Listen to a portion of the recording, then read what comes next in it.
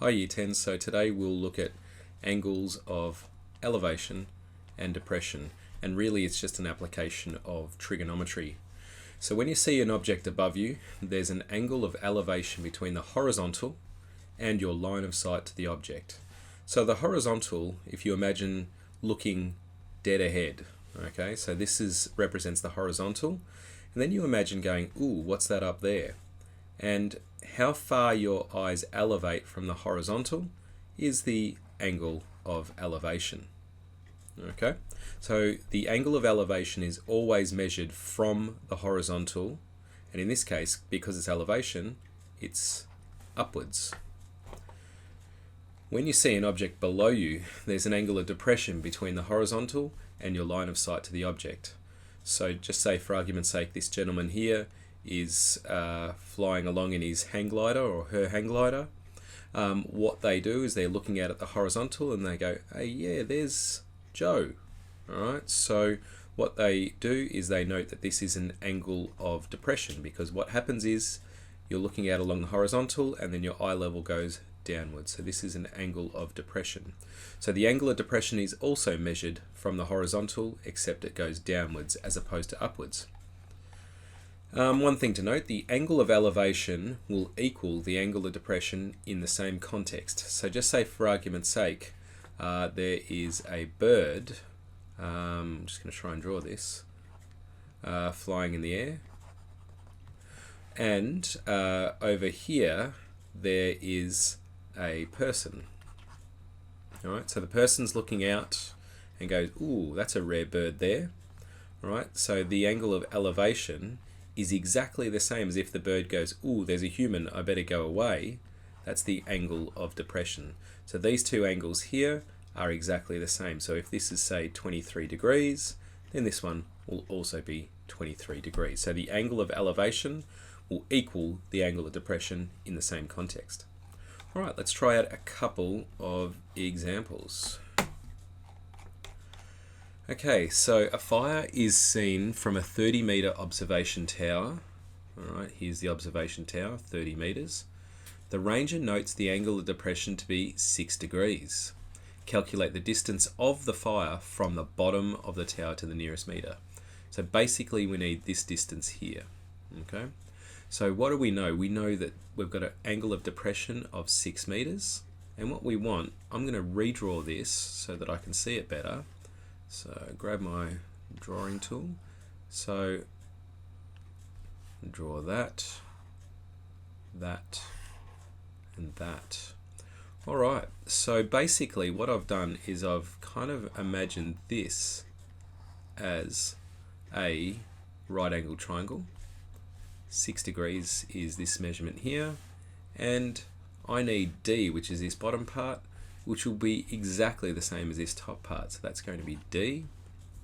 And I know that the height is 30 meters, or this height is 30 meters. All right, so I can do it like that. Now that's one way of doing it. The other way of doing it is to note that this angle of depression here, which is 6 degrees, is exactly the same as the angle of elevation, which is also 6 degrees. And so again, I can draw this triangle like so. Ooh.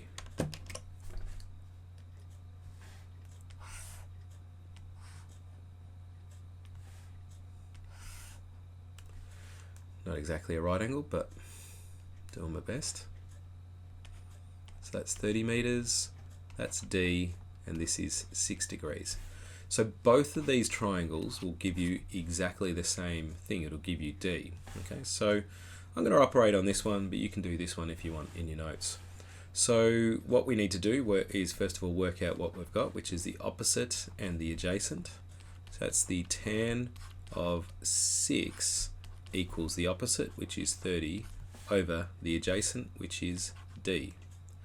Alright, so remember, when the unknown is in the denominator, I can show you the algebra if you want, but we can shortcut this straight to D equals 30 over the tan of 6. Alrighty, so I need to just go to my calculator now, and I think first of all I need to change my settings here to make sure I'm in the right mode. So I'm just going to change this to degrees, and and hit OK.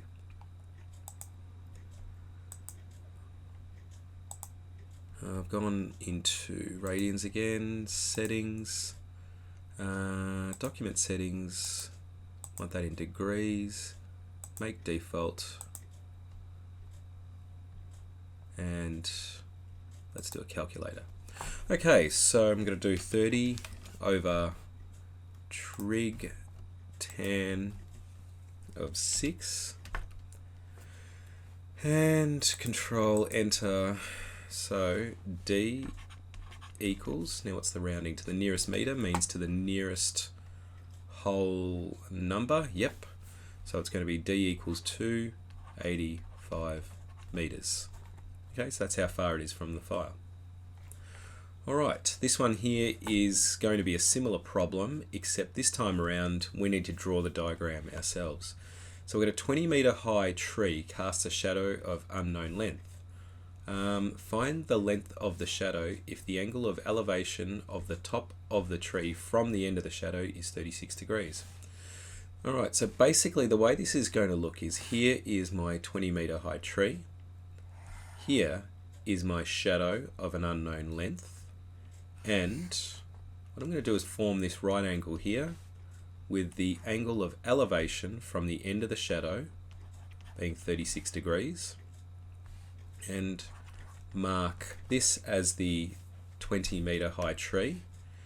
And what are we actually looking for? The length of the shadow. Let's call this X. So this is going to be the length of the shadow. So this is what we're after here. Alright, so our trig ratio is opposite over adjacent. So it's going to be tan again. Tan of 36 equals the opposite, which is 20 over X. Alright, so it's the same problem as last time. X equals 20 over the tan of 36. So those two swap places. But remember, look at your notes for the algebraic explanation of that. And then we're just going to pop that into our calcs. So I'm just going to copy that over. 20 and what's that, 36. Let's get the approximation of that. X equals 27. Now to the nearest meter means that is 28 meters. So the shadow cast is 28 meters long. Okay. Right, and the last example, a man standing 15 meters from the base of the building measures the angle of elevation to the top of the building to be 53 degrees. Okay, so let's draw. The man's eye level is 1.7 meters above the ground. Find the height of the building, correct to 2 decimal places. Okay, so what I'm going to do is draw the man. Alright, then I'm going to draw the 15 meters from the base of the building. So there's the building there. Alright, and we know that the gentleman looks up at an angle of 53 degrees. This is not to scale. We know that that distance is 15 meters. And so what we need to do is work out the height of the building, which is going to be 1.7 and whatever this distance is here. So we're going to call that distance X. Alrighty, so let's again go to trig. So opposite over adjacent. So we've got the opposite over the adjacent, so tan. A lot of applied problems involve tan, so that's not abnormal that all three of these come out with the tan ratio. Opposite over adjacent is X on 15. Right, now remember, when unknown is in the denominator, in the numerator rather, we just multiply both sides by 15. So we're going to say that X is equal to 15 multiplied by the tan of 53. Alright, let's pop that into our calculator. So 15 times trig tan 53, and I'm going to force a decimal approximation by putting a decimal point after the 53. So X is equal to 19.9057 ... Right, now we need to find the height of the building, corrected 2 decimal places. So basically the building is going to be this distance here, which is x plus 1.7. So we're going to say, therefore, height. So these 3 dots just represent, so dot, dot, dot, mean therefore. So we use that in maths. Height is 19.9057 dot, dot, dot, plus 1.7, which is the height of the human. All right. So what I'll do is go to my calculator and go plus 1.7. Okay, so there it is, 21.61 meters, rounded to 2 decimal places. Right, so there's our height. All right, so Canvas will have all the details you need for the lesson. Pop those examples into your book and get started on some practice problems. Good luck.